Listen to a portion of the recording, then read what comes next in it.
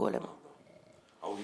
Јанева наредила претреси за обвинители и вработени во СЈ. Ова за Телма го потврди и обвинителката Фатиме Фетаи во телефонски разговор, откако денеска во 13 часот, кога се враќала во зградата на Рузвелтова, се запознала со новите мерки на шефицата на специјалното обвинителство.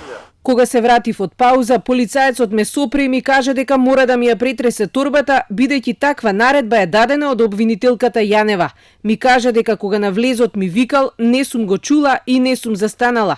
Полицаецот тогаш ми каже дека мора да ми ја претресе торбата. Се налутив и сочно опцув.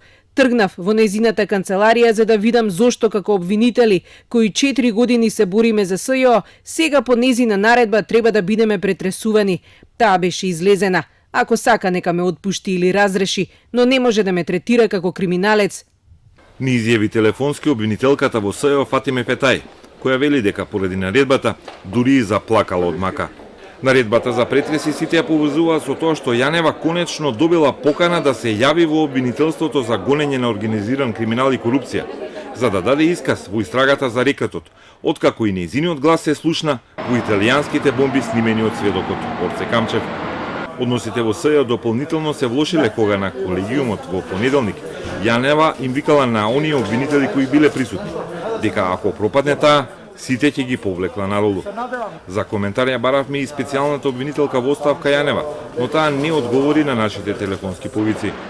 Јанева досега не даде исказ, а денеска во обвинителството, како сведок, била поканета и сведочела шефицата на нејзиниот кабинет.